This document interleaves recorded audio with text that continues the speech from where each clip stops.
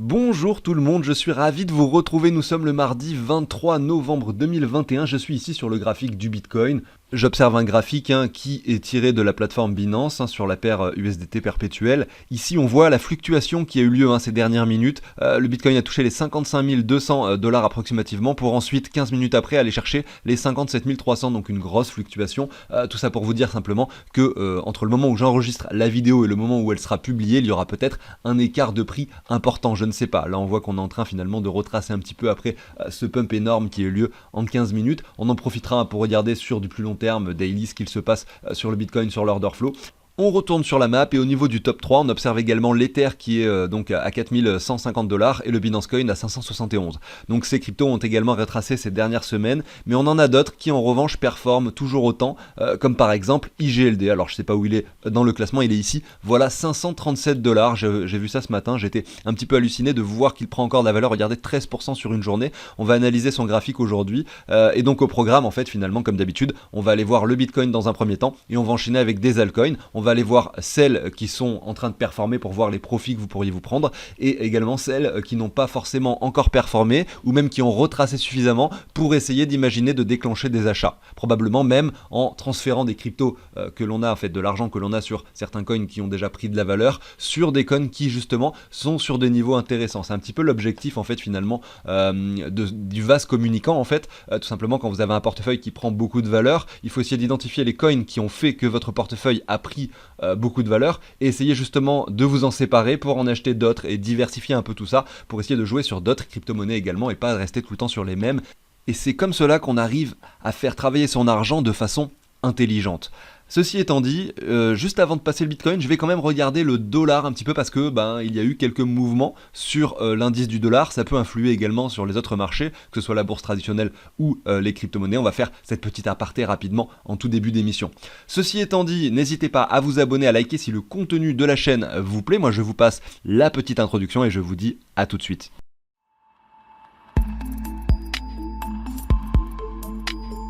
Alors je débute avec le dollar et on observe effectivement qu'il y a quelque chose d'intéressant qui est en train de se passer. Ici nous étions en 2008 approximativement, là je suis sur juin 2009, là 2008, etc. Parce que là je suis en bougie mensuelle, donc effectivement on a une période de temps assez longue. Et on observe ici en fait que l'indice du dollar avait perdu beaucoup de valeur début des années 2000. Ici c'était stabilisé pendant la crise finalement des subprimes. On avait un dollar qui était plus ou moins stable avec des grosses fluctuations tout de même, entre 71%, 88% ici sur l'indice du dollar. En fait ça reflète bien son taux par rapport à l'euro. Si je regardais le dollar par rapport à l'euro, on aurait un graphique à peu près similaire. Bon, pas exactement, mais ça serait à peu près similaire. Ensuite, le dollar donc a pris beaucoup de valeur à partir de 2014. Il a touché un sommet ici en 2017. Et ensuite voilà, il a stabilisé, retracé lors du Covid. Ce qui est intéressant de voir, c'est que là il est en train de monter, donc le dollar est en train de prendre de la valeur, mais il prend plus de valeur que les autres monnaies fiduciaires en général. Regardez l'euro par exemple, il est en train de perdre de la valeur par rapport au dollar. En fait pour calculer l'indice du dollar, donc là qui représente 96%, je connais pas le calcul exact, mais grosso modo, ils vont comparer la valeur du dollar par rapport à toutes les autres monnaies fiduciaires et ils vont faire un indice. Et voilà, c'est ce qu'on a à l'écran. Ici, au niveau de l'analyse graphique, on pourrait se mettre une ligne comme celle-ci, puisque on voit qu'elle a été touchée à cet endroit-là, puis à cet endroit-là. Donc à la fois une résistance à l'époque, désormais un support. On est venu la titiller ici, effectivement, on avait évoqué sur la chaîne que, effectivement, on pouvait soit confirmer ce gros M et donc à ce moment-là aller beaucoup plus bas, soit rebondir dessus. Voilà, on a décidé, le dollar a décidé finalement, par rapport à l'analyse graphique uniquement, de rebondir sur cette ligne de support. Si on reprend toute cette hausse désormais et qu'on regarde les Fibos, on voit qu'on est revenu chercher les 38,2. Bon, c'est pas hyper pertinent ici parce que regardez, les bougies, les corps de chandelle sont allés plus bas que les 38,2. Donc on pourrait se poser la question de l'endroit sur lequel on positionne le Fibo. Si on le positionne sur cette mèche là, on observe que là en revanche c'est assez propre. C'est assez propre, pourquoi ? Parce qu'on a la mèche qui touche les 38,2 ici, également à cet endroit-là, également ici pour les 0,5, vous voyez, là pareil les 38,2, donc là c'est beaucoup plus propre ce Fibo. Ce qui peut être intéressant de faire également, c'est de prendre un Fibo qui reprend cette baisse. Et vous voyez ici on peut revenir sans problème dans la zone de rechargement qui se situe par là, donc le dollar pourrait continuer à monter dans les semaines qui viennent pour aller chercher cette target qui semble relativement pertinente ici sur le graphique.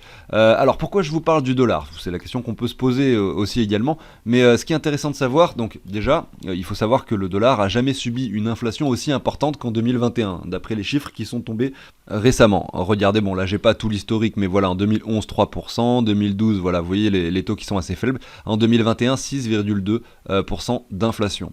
Si on regarde également, hein, pour s'amuser, l'inflation de l'euro, on observe que depuis quelques mois, on dépasse tous les records. Là, on a 10 ans d'historique et regardez, on vient de dépasser vraiment les taux habituels. Donc moi je suis pas un expert, hein, au niveau je suis pas un expert dans ce domaine et je peux pas vraiment vous dire tous les tenants et aboutissants de cette inflation. Même les experts d'ailleurs, je pense, galèrent un petit peu parce que c'est très complexe. Mais ce qu'il faut comprendre, c'est que c'est pas forcément normal d'avoir de l'inflation aussi importante, parce que ça veut dire forcément qu'on perd un peu de pouvoir d'achat, qu'on est de plus en plus dépendant à la monnaie en général, que de plus en plus de monnaie est créée également, c'est ce qu'il faut comprendre. Et ce qu'il faut savoir également, hein, dans la définition de l'inflation, on a tout simplement écrit ici une dépréciation de la monnaie et la hausse des prix. Or, ce qu'on observe là actuellement, c'est pas vraiment ça. On a une inflation historique qui n'a jamais été atteinte sur le dollar, et on a un dollar qui prend de la valeur en revanche, vous voyez. Donc c'est assez bizarre. D'ailleurs, je me suis amusé à regarder un petit peu. Regardez ici, en 2014-2015, le taux d'inflation a été très faible. On va voir ce qui s'est passé sur le dollar. Effectivement, 2014-2015, voilà, c'est le moment où le dollar a pris beaucoup de valeur. Donc c'était cohérent ici pendant cette période. Si on regarde les périodes précédentes, par exemple, ben voilà, ici en 2011, 3% d'inflation. Effectivement, si on regarde le graphique, en 2011, nous étions par ici, voilà, il y avait cette chute là qui était matérialisée à cet endroit là. Donc effectivement, on peut se poser la question de savoir si ce qui est en train de se passer est normal ou non. Il y a quelque chose d'étrange en tout cas dans l'économie actuellement. D'ailleurs, on constate que le dollar monte, mais on constate également que les bourses continuent de grimper, alors que normalement c'est inversement corrélé. Si le dollar descend, généralement les bourses montent parce que l'argent sort du dollar pour rentrer dans les actions et inversement. Là, c'est pas le cas en fait. On a toutes les actions qui continuent de grimper. Le SP500 n'a jamais été aussi haut que pendant ce mois-ci, vous voyez. Donc ça non plus, c'est pas très cohérent. Et après, comme je le dis, je suis pas spécialiste dans le domaine, mais d'après plusieurs économistes, en tout cas des choses que j'ai pu lire ou voir ou écouter, il y en a beaucoup qui pensent qu'effectivement à l'avenir il pourrait y avoir un crash énorme qui se produit. Après, graphiquement parlant également, ça serait pertinent, hein. Regardez, on a ce niveau là, pourquoi pas imaginer un crash qui revienne chercher cette ligne, ce qui ferait perdre au SP500 tout simplement 60% de sa valeur. C'est quelque chose qui peut arriver, qui est déjà arrivé dans l'histoire. Ici on avait un moins 60% également, voilà. Et si ça arrive sur le SP500 et sur les bourses en général, hein, ça peut durer pendant une période de 1, 2, 3, 4 ans, quand les gens penseront que ça ne peut plus arriver finalement, parce que là c'est peut-être le cas en ce moment, beaucoup de personnes sont investies dans les actions, ont des plans épargne actions, etc. et se voient gagner de l'argent chaque mois et se disent qu'effectivement perdre de l'argent n'est plus une option, alors qu'en fait ça va pouvoir l'être peut-être dans les années qui viennent, hein. Il n'y a que des bougies vertes, à un moment on verra un retracement énorme. Donc pour conclure avec tout ça, hein, de façon rapide, je vais simplement dire qu'on est en flux tendu, hein, dans les actions et la bourse traditionnelle, et que si ce scénario se produit, ça risque d'être la panique générale sur les marchés, et que même dans le secteur des crypto-monnaies, on pourrait avoir un joli retracement. Et en plus de ça pourrait peut-être, hein, je dis bien, correspondre au sommet du Bitcoin. On ne sait pas, hein, peut-être que le Bitcoin va toucher les 120 000, les 150 000, les 90 000, je ne sais pas où sera le sommet, peut-être qu'il a déjà été atteint, mais bon, ça je ne crois pas.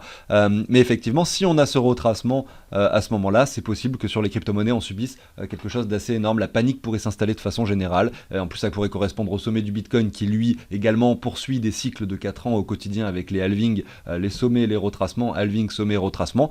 Donc c'est quelque chose qu'il va falloir suivre avec attention. Ceci étant dit, j'en ai fini avec cette analyse que je pensais faire courte, qui finalement a été longue, parce que sinon j'avais l'impression de ne pas expliquer assez de choses et que ça allait pas forcément être clair, parce que si j'en tire directement une conclusion sans expliquer le principe du raisonnement, je ne vois pas spécialement l'intérêt de le faire au final. Donc voilà, on va enchaîner directement avec le Bitcoin. Le Bitcoin est toujours, hein, sur cette tendance baissière avec 2 bougies hebdomadaires dans le rouge, avec une perte, regardez ici, d'approximativement, de mèche à mèche, 18%, donc ça reste, même quasiment 20%, donc ça reste pas mal. On a cette ligne de support qui se trouve un petit peu plus bas. Malgré tout, est-ce qu'on va l'atteindre? Rien de sûr, hein, puisqu'on a confirmé des choses en mensuel et en weekly. Peut-être que la continuation haussière pourrait avoir lieu dès maintenant. Si on reprend toute cette hausse, on voit qu'on est revenu chercher les 23,6. Moi, je ne serais pas étonné personnellement qu'on revienne chercher à minima les 38,2 aux alentours des 53 500 $. Et c'est vrai que si on a un Bitcoin assez bullish désormais, on pourrait peut-être suivre cette trendline, regardez, qui est dessinée ici, et ça correspondrait bien également, hein, à ces niveaux des 38,2 de Fibo. Si on regarde maintenant le Bitcoin en journalier, on observe effectivement qu'ici il y a eu un nouveau sommet avec sur le RSI une divergence qui est confirmée. On est revenu assez bas finalement sur le RSI. On pourrait s'attendre déjà, si jamais on devait continuer à baisser, donc comme je le dis, il y a les 53 000 pas bien plus bas qu'on pourrait atteindre assez rapidement, mais on pourrait très bien avoir un rebond comme ceci. Il y aura le moment décisif sur lequel il va falloir faire attention sur ces niveaux-là peut-être et voir ce qui pourrait se passer. Par exemple, soit revenir dans cette zone de rechargement pour confirmer ce M par la suite et revenir chercher cette trend line, ou alors peut-être aller casser ce sommet et continuer sur cette lancée haussière, scénario que je privilégie puisque comme on l'a dit juste avant, il y a des confirmations intéressantes en monthly et en weekly qui pourraient induire une continuation haussière sur les crypto-monnaies dans les semaines et mois qui viennent. Donc pour les personnes qui souhaitent investir dans les crypto-monnaies et dans le Bitcoin, je me place à la place de quelqu'un qui n'a encore rien investi, les niveaux actuels sont selon moi assez pertinents. Vous pourriez vous mettre un palier supplémentaire comme je le disais, donc du coup au 38,2, alors les 38,2 au 53 500, là je l'ai mal positionné, et ensuite un palier supplémentaire au niveau des 61,8 et pourquoi pas cette trendline si jamais le marché devait l'atteindre un jour, tout simplement. Si on regarde un peu l'order flow, ici en journalier, on observe que beaucoup de personnes étaient acheteurs pendant cette période, notamment par le funding rate qui était positif à cet endroit-là, et ça a pu induire finalement cette baisse, mais sans le bougie de liquidation. Donc pour liquider les personnes qui ont acheté à cet endroit-là, il va falloir probablement aller plus bas. Est-ce que ça va arriver? Je n'en ai bien sûr aucune idée. Ceci étant dit, là on est revenu sur un funding rate neutre, et pour pouvoir imaginer une hausse par la suite, ça aurait été assez préférable d'avoir un funding rate négatif avec la plupart des gens qui seraient bearish. Mais là on voit que c'est pas trop le cas en ce moment. Peut-être qu'il faudrait justement qu'on vienne liquider du monde pour venir chercher un comportement bearish sur le marché avec pourquoi pas un crypto fear and greed qui redescendrait un petit peu plus bas parce que là on est en zone neutre et derrière imaginer une poursuite haussière assez explosive qui pourrait se produire. Voilà, j'en ai fini avec le Bitcoin. Alors je vais enchaîner avec les altcoins, mais avant ça, je voulais vous parler d'un tableau que je vous partage. Ce tableau, il va vous permettre tout simplement de savoir où vous en êtes, si vous avez plein de plateformes et plein de crypto-monnaies. En plus de ça, il vient chercher le prix des crypto-monnaies en temps réel. Je vais vous expliquer rapidement comment ça marche. Donc, si vous avez par exemple, je sais pas, une trentaine de crypto-monnaies sur 5 ou 6 plateformes différentes, vous allez dans un premier temps rentrer toutes les crypto-monnaies que vous avez. Donc ici, sur cet onglet du tableau, par exemple, je vais ajouter Mana. Voilà. Automatiquement, son prix est récupéré en dollars et en euros. C'est sur un spreadsheet. Là, c'est sur Google Sheet exactement. Il y a un petit programme qui permet de faire ça. Ensuite, vous allez pouvoir ajouter toutes vos crypto-monnaies. Vous allez aller sur valeur sur échange et vous allez mettre tout ce que vous possédez de chacune de vos cryptos. Par exemple, du Mana, admettons que vous en avez sur la plateforme 1, que vous allez renommer Binance, la plateforme 2, que vous allez renommer crypto.com, ici sur la Ledger, etc. Vous allez mettre tous les endroits où vous avez du Mana, vous allez regarder vos soldes, vous allez l'inscrire ici, par exemple, vous avez 100 Mana ici, 50 ici, etc. etc. Et automatiquement, une fois que vous avez fait ça, ça va vous dire, voilà, vous avez donc le Mana s'est ajouté de partout automatiquement, et ça va vous dire, voilà, vous en avez 150, ça vaut tant en dollars, tant en euros, et ça représente 1,3% de votre portefeuille, puisque ça va comparer avec tous les autres coins que vous avez. Ce tableau permet également de rentrer son investissement de départ, donc toutes les transactions que vous allez faire par rapport à l'euro, vous allez les mettre ici. Dès que vous allez acheter des cryptos avec 2 euros, vous allez le mettre ici, vous allez mettre achat, voilà, aujourd'hui j'ai dépensé 3000 euros, je les ai convertis en crypto-monnaie. Tel jour, vous allez mettre les ventes, voilà, vous avez vendu des cryptos pour récupérer des euros, et quand vous allez faire ça, vous allez dire, je remets 2000 euros par exemple, vous allez dire le montant de votre portefeuille au moment de la revente, et ça va vous indiquer la plus-value qui est associée à votre cession. Donc automatiquement, voilà, c'est inscrit ici, et si vous faites par exemple dans l'année 2021 plusieurs ventes, plusieurs achats, vous allez avoir le total des plus-values de l'année 2021. Voilà comment ça marche. Donc bien sûr, moi je l'utilise pour mon portefeuille personnel, ce tableau, et ce qui est intéressant, et c'est pour ça que j'ai rajouté ça, c'est de pouvoir voir le pourcentage de crypto que l'on possède de chacune, et d'avoir un petit camembert comme ça. Si vous avez plus d'Ether ici, plus d'IGLD, donc là c'est pas mon portefeuille, c'est pour l'exemple, et bien on le voit directement, et vous pouvez voir que, par exemple, vu que l'IGLD a énormément pump, qui représente beaucoup sur ce portefeuille, donc ça peut être intéressant peut-être de le revendre pour reprendre des parts égales de crypto-monnaie. Voilà, vous avez compris un peu l'idée générale, je pense. Ce qu'il faut savoir, c'est que ce tableau, il est partageable, donc je vous l'envoie effectivement sous l'échange d'une donation. Vous allez simplement, sous la vidéo du jour par exemple, aller cliquer sur le plus ici dans la description. Vous allez avoir un lien où j'explique beaucoup mieux le tableau en détail, si vous voulez voir une partie de vidéo que j'avais faite où j'explique mieux le tableau, et également un lien qui vous amène sur le site de CryptoOrganize pour effectuer une donation si vous souhaitez obtenir ce tableau. J'en ai fini avec ça et j'enchaîne directement avec les altcoins. Et on commence ici avec une vue de l'altcoin dominance, et ce qui est intéressant de constater, c'est qu'on est plutôt sur une stabilisation ici, et que donc les altcoins ne perdent pas tant de valeur que ça, alors que le Bitcoin lui en perd. Regardez, les 2 dernières semaines sont positives, même les 3 dernières, on va dire, on est plutôt sur quelque chose qui stagne sur les altcoins par rapport au Bitcoin, alors que le Bitcoin lui est en train de chuter. Donc c'est assez intéressant à constater, on se rend compte finalement que les altcoins sont très puissantes en ce moment et que de façon générale, bien avec la finance décentralisée, avec IGLD qui est arrivé dans la partie, avec le token MEX, et puis avec les rendements vraiment de folie qu'ils proposent, tout simplement pour attirer de nouvelles personnes sur leur réseau, pour que les gens viennent poser de la liquidité sur leur plateforme, pour que effectivement ça devienne quelque chose de généralisé. Mais il faut bien comprendre, je le précise, ceux qui connaissent pas le sujet dont je suis en train de parler, ne vous inquiétez pas, c'est pas grave, il y a plein d'autres youtubeurs qui en parlent au travers de vidéos, vous pouvez vous renseigner aussi. Mais ce qu'il faut bien comprendre, c'est que le token MEX qui sert complètement et uniquement à la finance décentralisée risque de prendre cher à un moment donné, parce que là il a pas mal performé, il a fait x3, x4, x5, je sais pas, depuis qu'il a été donc distribué. Mais ce qu'il faut comprendre, c'est qu'ils en distribuent tellement, c'est-à-dire que là aujourd'hui, vous pouvez farmer à un pourcentage énorme, et ces récompenses, elles sont données en MEX. Ce qui veut dire que ce token est créé en fait naturellement pour récompenser les personnes, pour inciter les gens à venir. Donc forcément, il y a un moment donné où il risque de chuter, et de façon assez drastique. Donc c'est intéressant, je pense, de farmer avec, c'est intéressant d'en profiter maintenant, mais il va falloir savoir prendre ses profits au bon moment, ou du moins quand vous farmez des MEX tokens, il est important peut-être de les retransformer en IGLD assez couramment pour ne pas forcément garder ce token qui est inflationnaire, clairement. Là, c'était simplement pour vous donner mon point de vue. Moi, c'est comme ça que j'ai fait, c'est-à-dire que j'ai pris mes MEX, je les ai mis là-dedans, j'ai mis quelques IGLD que j'avais à côté de côté pour le faire avec, mais vraiment pas tous. Et derrière, je claim, donc je récupère mes MEX gagnés chaque jour, et avec, je m'amuse à les investir dans d'autres crypto-monnaies, mais je ne les remets pas dans le pool en question, voilà. Allez, aparté sur Maillard Exchange terminé, on dérive directement sur le prix de IGLD. Je suis ici en logarithmique, c'est pour ça qu'on visualise bien les vagues qui ont eu lieu sur le token IGLD. Si j'enlève le logarithmique, on ne voit plus rien en fait. Regardez, on voit plus les fluctuations qu'il y avait au début. Donc je le remets simplement pour refaire l'historique du token. Ici, nous étions en mars 2020. Il a touché les 68 centimes approximativement. Donc c'était ça, oui, mars 2020. Ensuite, il a touché les 27 $ sur un sommet en juillet 2020. Il retrace à 7 $ en novembre 2020. Il touche les donc 212 $ approximativement en avril 2021. Il retrace à nouveau lorsque le Bitcoin a chuté, là il y a peu, après le mois de mai 2021 également, pour revenir sur le prix des 61 $. Et là il vient chercher un nouvel ATH à nouveau pour aller venir toucher les 500 $ approximativement. Et avec les Fibo, on va s'amuser à regarder un petit peu ces vagues, comment elles se sont déroulées. Si on reprend la première hausse, alors on va se positionner, on va pas prendre cette mèche d'excès qui a eu lieu là pendant la chute, on va se positionner vraiment sur cette mèche-ci. Et on observe ici que sur le retracement, on est venu chercher les 78,6 sur les corps de chandelle, un petit peu plus bas sur les mèches. Donc c'était propre, en tout cas le premier retracement était propre. Ensuite, quels objectifs ont été atteints sur la hausse? Eh bien on va reprendre le Fibo de prolongation, comme ceci.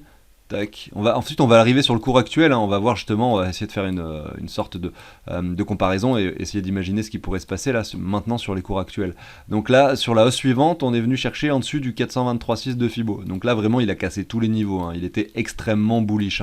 Il a même, pendant en plus, fait un double top sur le RSI à ce moment-là. Attendez, je vérifie. Mais ouais, on est clairement sur un double top, on était un tout petit peu plus bas ici, donc est-ce qu'on peut estimer que c'est une divergence? Je ne sais pas. En tout cas, c'était vraiment extrêmement bullish. Déjà une première phase où il prend approximativement 5000%, et la deuxième, il en prend 3000 également, donc ça ne s'arrête finalement jamais, on dépasse les 423,6. Le retracement suivant, qu'est-ce qui se passe? Tac, on reprend cette hausse-ci, on regarde, et qu'est-ce qui s'est passé? Voilà, le retracement s'opère, on va dire un petit peu comme d'habitude, comme on a l'habitude de le voir, c'est dans la zone de rechargement, donc entre les 99 $ et les 58 $ approximativement, pour ensuite continuer à performer. Et là nous sommes dans une vague haussière qui pourrait peut-être être la dernière, parce que ça fait quand même pas mal de temps que ce token performe. Je dis pas que ça va s'arrêter, on pourrait aller chercher les 1000 $, qui sait, prochainement, mais on va aller voir justement les objectifs de cette, je pense, selon moi, dernière vague haussière. Donc on avait les 467 $ qu'on a touché sur les 161,8 de Fibo, les 723 $ aux 261,8, et regardez, on a finalement ce niveau des 423,6 qui est assez propre, juste au-dessus des 1000 $. Voilà un petit peu selon moi les niveaux qui peuvent être pertinents pour revendre. Si effectivement vous avez joué ce trade là sur IGLD en essayant de l'acheter à ce prix là pour jouer cette hausse, ça peut être pertinent effectivement de commencer à prendre des profits, ou du moins jouer les vases communicants pour essayer de rééquilibrer votre portefeuille, parce que clairement si vous avez eu ce token il y a 6 mois, 1 an, vous êtes probablement très très gagnant, et donc ce token doit représenter désormais une beaucoup plus grosse partie de votre portefeuille que ce que vous en aviez eu au départ. Ceci étant dit, on va aller voir maintenant d'autres cryptos, peut-être d'autres qui ont moins performé.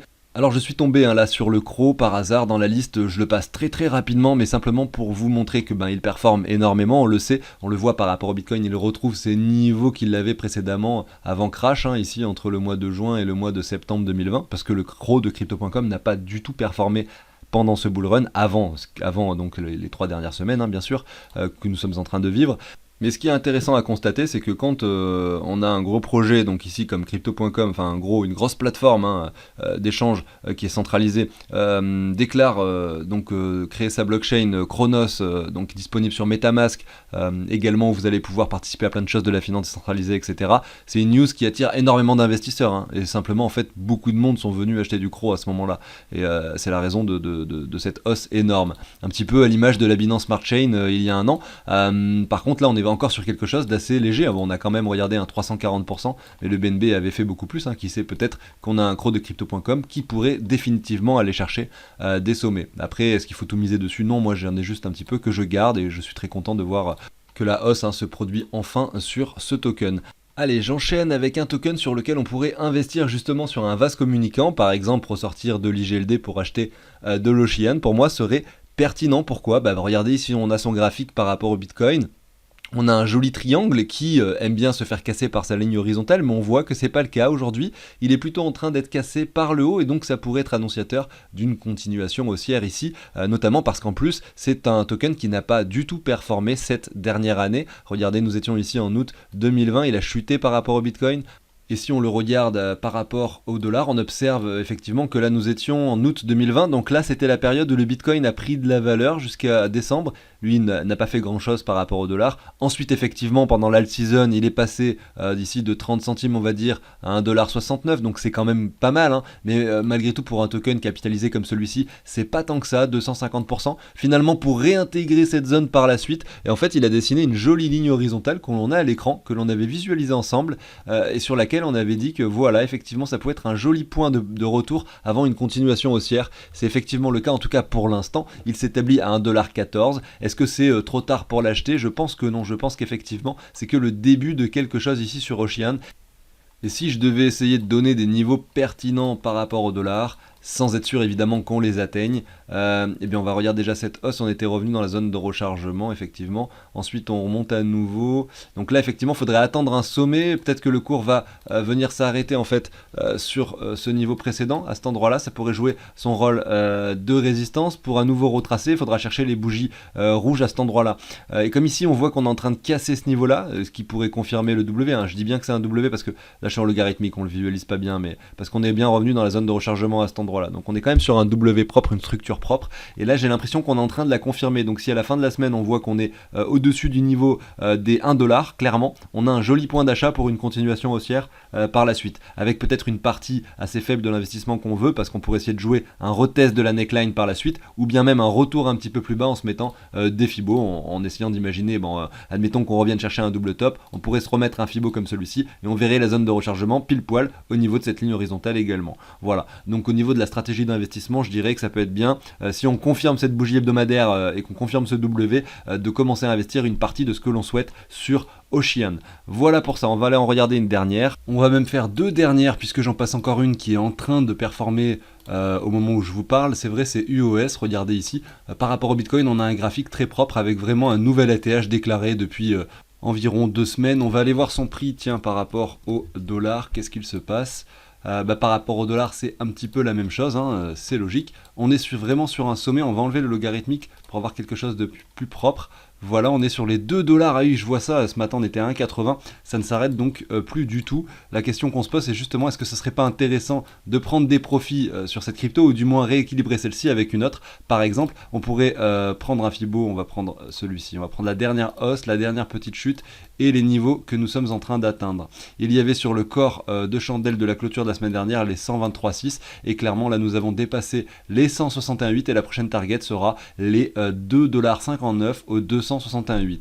Alors je pense que ça peut être pertinent de commencer à transvaser de l'argent sur d'autres cryptos dès maintenant, puisque plusieurs objectifs ont été atteints. Cependant, garder de l'UOS pour essayer de jouer une continuation haussière reste aussi très intéressante, parce que là il n'y a rien qui nous indique que cette hausse est terminée, d'autant plus que sur le RSI, regardez, regardez, on a vraiment cassé un niveau, et si cet actif était amené à être vraiment très très bullish avant le prochain retracement, sans problème, on pourrait revenir chercher la target des 423,6 à 3,89$. Donc en garder une partie reste pertinent. Alors en quoi est-ce qu'on pourrait changer nos UOS en ce moment? C'est la question qu'on se pose. Est-ce que le VeChain est intéressant? On voit qu'il est plutôt intéressant le VeChain, puisque nous sommes revenus chercher cet ancien niveau, hein. Regardez, nous sommes même quasiment dessus sur les bougies actuelles ici, donc par rapport au Bitcoin. On va aller voir ce qu'il donne par rapport au dollar, mais clairement selon moi, suite au retracement que nous avons vécu, ça reste pertinent, notamment avec la confirmation de ce W et le retour également. Vous savez quoi, je vais même passer plusieurs crypto-monnaies là en cette fin d'émission pour regarder plusieurs graphiques et voir un petit peu ce que l'on recherche. On a à l'écran ici sur le très long terme, XVG Verge par rapport au Bitcoin, on est clairement sur la ligne bas, sur le support ici, et donc imaginez aller chercher la ligne haute, reste pertinent, parce que là on est sur un joli canal ascendant, et effectivement, eh bien, comme on peut le voir depuis très longtemps, on vient chercher la borne haute pour chercher la borne basse, etc. etc. depuis ici le mois de septembre 2019, donc ça fait quand même une longue période que ça se passe comme ça. Est-ce qu'on peut retracer, aller le casser par le bas? Oui, mais les probabilités nous donnent en effet l'indication que ici, il est fort probable que cet actif s'apprécie pour revenir, pourquoi pas, sur cette borne haute dans les semaines et les mois qui viennent. Et terminons maintenant par Civic. Voilà, c'est une crypto-monnaie que j'aime bien, que j'ai pu acquérir également sur un prix assez faible, à très très petite quantité. Peut-être que d'ailleurs ça serait pas mal de recharger, puisqu'on voit effectivement qu'on a enfin, depuis ici le mois d'octobre 2020, depuis que les crypto-monnaies reprennent un peu de valeur, qu'on a quelque chose qui est en train de reprendre gentiment de la valeur par rapport au Bitcoin, en faisant des grosses mèches d'excès haussières pour revenir chercher cette trendline à chaque fois. Donc essayez de l'acheter sur cette trendline, c'est pertinent en tout cas depuis un petit moment. Et si on a cette dernière vague haussière qui se produit sur les crypto-monnaies, le Bitcoin et les altcoins en général, et bien effectivement je ne serais pas étonné de voir cette dernière exploser. J'arrive désormais sur la fin de l'émission. Merci à tous de m'avoir écouté, de m'avoir suivi. N'hésitez pas à vous abonner, à liker si le contenu de la chaîne vous plaît. Moi je vous dis à demain pour une prochaine émission. Salut tout le monde!